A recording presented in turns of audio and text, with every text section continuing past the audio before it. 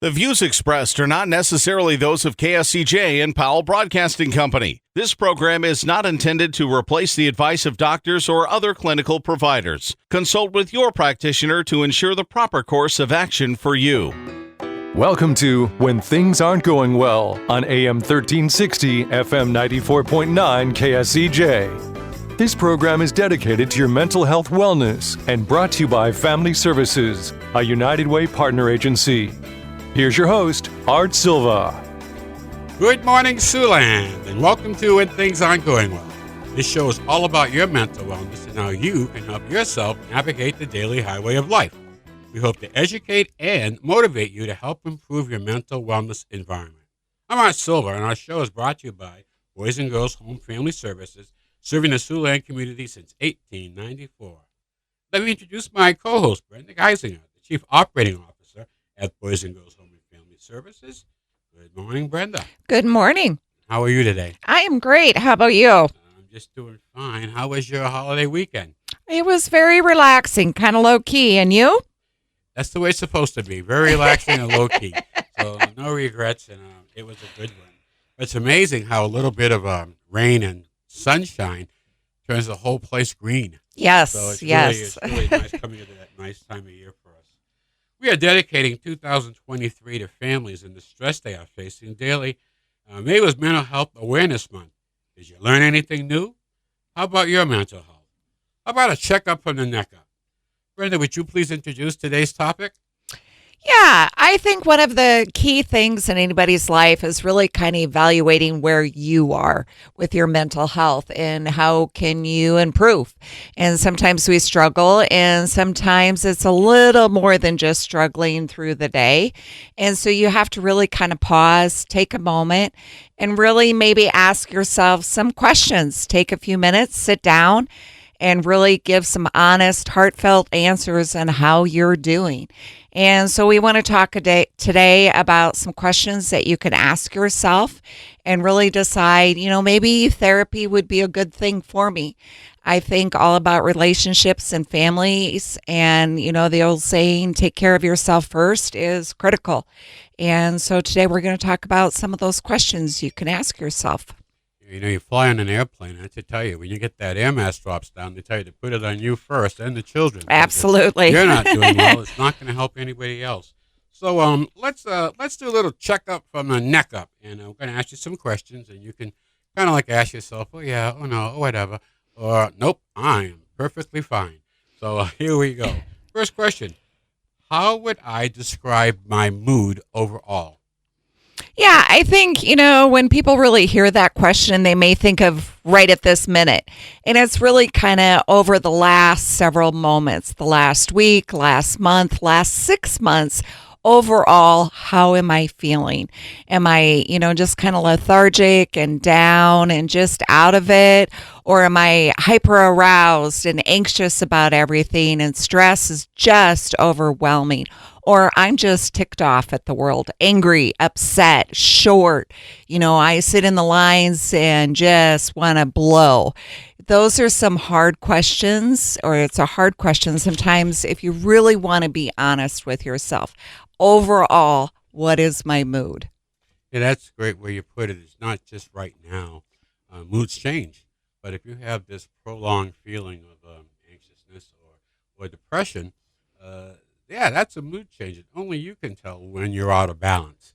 And I say that out of balance because it's not a judgmental thing. It's just one of these things that it can range anything from chemical to an issue that you had that's fresh in your mind, or something that really hit your values. But, everybody has these feelings. That's right. And I just think it's important that you just check your mood out. Is this temporary? So let's go to another question.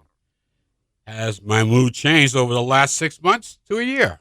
Yeah, like you said, moods can change by the minute, by the day. And overall, how have you been doing in the last 6 months to a year? Is it this persistent underlining mood that's just you can't shake? And it's like, what are you going to do with it? And is it working for you? If you're on cloud 9, which is kind of hard to be in that mood nonstop 6 months to a year, great, more power to you. But if there are underlying things in this persistent thing that's on your mind and mood, and maybe a time to get some help and talk to someone. I know that at Christmas time, vacation time, holiday times, when you see somebody you haven't seen for a while, Right. and then you notice a mood change. It's not always age or getting older. It makes you want to ask them, you want to talk about something or what's going on? Or ask somebody else, do you know what's happened here? But you can notice those things if you haven't been around a person for a long time. They stand out. Yeah. And, if somebody just recently had a loss, that grief can really turn into a major depression and they can't get over it. Or somebody had a trauma that experienced. Somebody could be in a car accident. It was very traumatic and they just can't get over it. And so that lingering mood it's impacting how you're functioning, your relationships, your job, how you're enjoying your day-to-day living, and things you used to enjoy, you no longer do, or you get easily frustrated. Those are mood signs and feelings and thinking that you really should kind of pay attention to. I'm out Silva along with Brenda Geisinger, and you're listening to When Things Aren't Going Well. Let's continue our discussion on assessing your own mental health. Okay, my level of stress and or anxiety changed recently. Let's talk about that. Is that like a temporary deal, or is that something that's long-term, could be long-term? But what are some of the things that could happen either to increase that anxiety? So I think it can go both ways. We all have moments, whether in your family life or at your work, stress can get a little tense. Or you've seen that from me. Yeah. Oh, for sure. I am over the top sometimes, but you can't stay there. And you have to learn how to come back down, come off that roller coaster and kind of even out. And if that level of stress, it can impact your health. It can impact how you're thinking and functioning and just how you relate in life and things and what you're doing. And if you can be overly anxious about things as well. And how are you responding to that? And again, everybody can get anxiety about something. I get a little anxious when I have to go on the radio show. But again, it's what you do with that and how to navigate that and cope with that and learn from it or with it. And same with stress. Again, like I said, everybody has stress. And it's what you do with it and how you can get rid of that. There's all these studies and research that shows prolonged stress impacts your heart, your blood pressure, how you sleep, all those things. So it's not a good thing to keep having. We see a lot of that stress that exists in families through our children. Right. They come in with that, and it's there. And as everything slides downhill, the poor kids, the most vulnerable ones, have the least ability to speak for themselves, and they're victims. So we see that stress, and that's why 2023 we want to talk about stress in families. We see it from the children's perspective. We see it from adults who come into the family services group. The whole world is under stress. I think the first step is recognizing it, that you can, okay, this is temporary. I'm going to have to deal with this and get rid of it. But if it's constant, it will wear you down. So please check out your stress and anxiety levels. Now, what strategies do I use to manage a low mood or anxiety when they come up? So I think everybody has their own strategies, and some are the same for people. But what are your strategies? Identify those. So when you're going through those really tough moments and you can't get through them, or you're really, really struggling on how to move past it, you really have to go to your strategies, your go-tos, and having a list of those and verbalize them, write them down so they're right there. So when you're lost for words or lost for thoughts, you have your go-to. For some people, it's drawing. For some people, it's running or crafting or going to a movie or playing the piano, gardening, which I'm a little late at doing this year. But it's all those things. What are your go-tos? And quite often, it can be just talking about it, finding someone to talk to and share what you're going through. You know, what we have learned through the years is you can't be alone, and loneliness is a hard thing. And just having that one person can make all the difference to connect with. And that can be your go to strategy. Who is my go to? Who's my one person, my go to? And sometimes that's not enough. That's true. That's so true. Great words. I think as you go through and you assess these things, find out those things in your life that are driving these stresses. And the best thing you just said, Brenda, talk to somebody. You have to have that go-to. So I hope all of you go out there and find your space. You got to have a spot. Or spots, plural, that you can go to in times of stress that kind of bring you down. I know for my wife was taking a car ride when I got home from work. You take the kids, and she just wanted to go to the grocery store. So I get that. So folks out there, a little assessing your own mental health, look at those things and how you can make them a little better or reduce the stresses in your life. Well, we're coming up on our break right now, and we want you to enjoy your morning chill. We'll be right back with more When Things Aren't Going Well, right here on 1360 AM, 90.9 FM, KSCJ. Let's face it, that happens to all of us. However, the pandemic has compounded all of our lives and activities. Even the simplest tasks seem harder. Hi, I'm Brenda Geisinger, the Chief Operating Officer at the Boys and Girls Home and Family Services. Family Services is a United Way partner agency serving children and families of our community, and we're here to help. If you'd like to learn more about Family Services, please contact us via email, website, Facebook, or phone Mary Pickens. At Family Services, we change lives. Welcome back to When Things Aren't Going Well on KSCJ. Here's Art Silva. Welcome back to When Things Aren't Going Well. I'm Art Silva along with Brenda Geisinger. So let's return to our topic today of assessing your own mental health. Well, in doing so, we've talked about other things. Let's move along and let's check this out. How am I functioning at work, in social relationships, and within my family? You know, I think that's a tough question. You want to focus on the here and now, the present. You could have a bad day at work and you think, work was really bad. But we're talking about the overall again.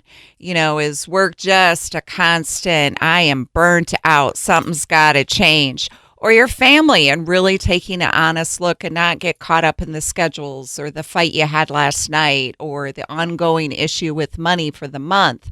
You really have to take a look. Are we being honest with one another? Are we open? Do we trust one another? Do we respect?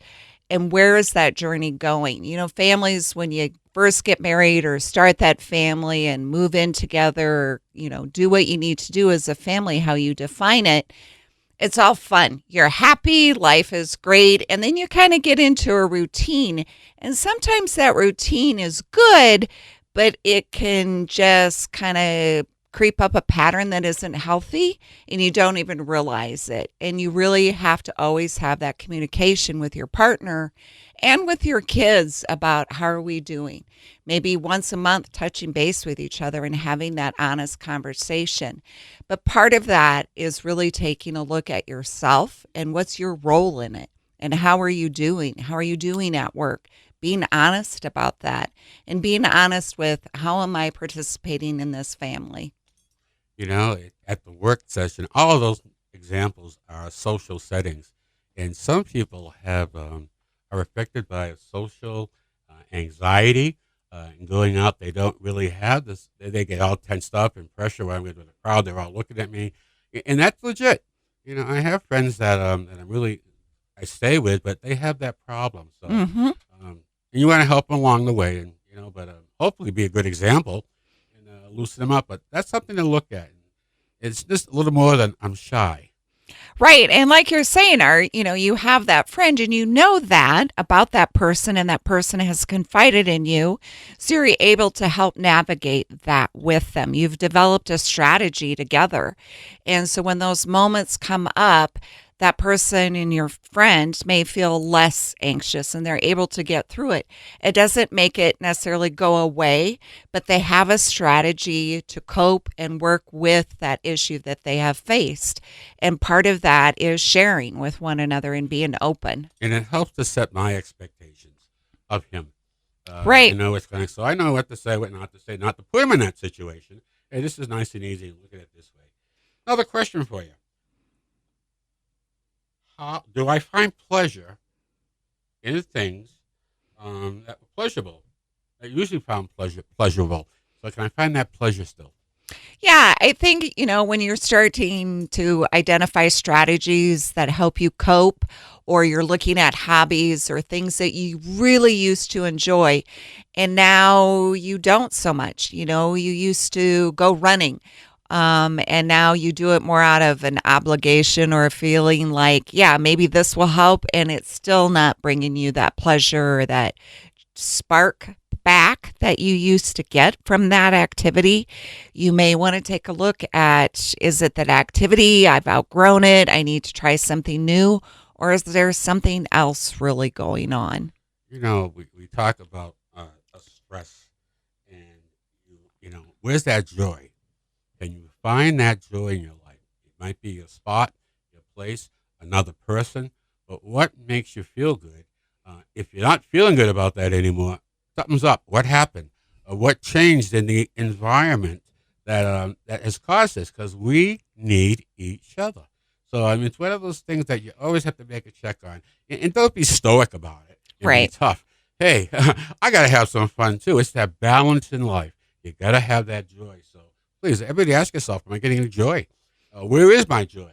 If you don't have it, you got to call the Joy Factory. That's 293-4700, and Family Services will talk to you. You got to find some joy. Brenda, another question for you. Has anything in my mental status changed? Am I having problems with memory, reality testing, confusion, concentration? So sometimes we get kind of stuck in that stinking thinking. Analysis paralysis. That's right. And you just start ruminating on thoughts, and you start telling yourself a narrative. And you can start finding things out in your world or your experiences that support that negative thought. And you just kind of go down that rabbit hole. And it's really, is this real? Or is it not real? You got to start really taking an honest look. What is going on? People can have problems with their memory, and sometimes they may not know or notice because they're having memory issues. And again, if you stay, it's one thing, it comes with age. You can go in the kitchen and where did I put my car keys and get a little flustered, or lose your phone. I just lost my phone this weekend for a couple hours in total panic. But we're talking about more of the day-to-day, or you can't remember certain functions or certain memories. And you're just kind of really struggling. You should probably go see someone, whether it's your physician, your family doctor, or talking to a therapist. And it's not necessarily to say you have dementia, but you should rule out other health issues. But depression and stress and anxiety can also cause memory issues. You can just get so overwhelmed and your brain can't keep it all together. You're boggled. You just can't separate everything, and it's a tough deal. Like you said, some of it might be part of a natural aging process. But a lot of times people, when they start thinking, I can't remember this, they want to go, oh boy, I'm going down the road now. Not the case. Cognitive skills are still there. Maybe you just should talk with someone to find out, how do I separate, the reality from what I really want to do? What's holding me back? So I think you can have a great talk with someone, and that would really help you. Okay, the last question. This is coming up because we're seeing more and more of it, unfortunately. Have I had any thoughts of wanting to hurt or kill myself or someone else in the last few months? This question, it's a hard one. And I think people really don't want to admit that, especially out loud to someone. We are not the bionic woman or the $1 million man. And we really need to pause. And if you are having those thoughts, get help. It is okay. People care about you, and you are needed in this world, and we all have a purpose. And if you have thought about hurting yourself or committing suicide, please go get help. It is, to your own benefit, but to all those that you love. and you just can reach out. You can call 911. You can call us at Boys and Girls Home Family Services, 293-4700. There are people out there that are willing to listen. And again, it's a hard question, and people don't necessarily want to admit that, or they put it in the, yeah, I didn't really mean that. If you have had any of those thoughts, it's okay. It's what you do with that and getting the help. Get help. Get help. Really, I noticed the increase with veterans and suicide. So please get help.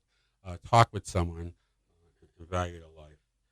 So low moods and levels of anxiety and other mental health problems can make it difficult for folks to be successful in all areas of life. Mental illness can make relationships tough to navigate and work hard to manage. In assessing the state of your mental health, be sure to look at the various roles you play: parent, partner, friend, employee, and take note of how you are doing in each of these roles. Is there anything getting in the way of how well you are performing the tasks in your life? So this is a little self-assessment for you today. We're coming up towards the end of our show, and every week we end our show with a joke. Humor is medicine for the soul. So I stole one from Rodney Dangerfield, and here we go. I told my wife the truth. I told her I was seeing a psychiatrist. Then she told me the truth. She said she was seeing a psychiatrist, 2 plumbers, and a bartender. Thank you, Rodney. Okay, Brenda, thanks, and thanks for our listening audience. Shout out to Tony Michaels. He moves on to the next chapter of his life. He'll be missed. Don't forget to visit the new and improved Stuff Store. New stuff arriving daily. Stuff is located in the former Indian Hills Shopping Plaza, the new home of the Ginny Peterson Behavioral Health Campus. Boys and Girls Home and Family Services is now hiring teachers and therapists for the upcoming school year. Give us a call at 293-470 if you are interested. When Things Are Going Well, we'll air next Saturday morning at 7 a.m. right here on 1360 AM, 90.9 FM, KSCJ. Our topic will be celebrities destigmatizing mental health. Your homework this week is go out and have a good laugh. Remember, be kind to your mind. Peace.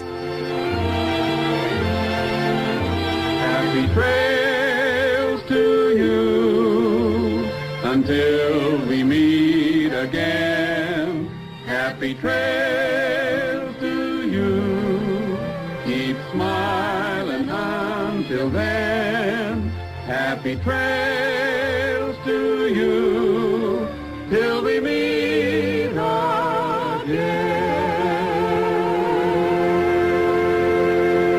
For more information on the services provided by Boys and Girls Home and Family Services, see them online at boysandgirlshomeiowa.org.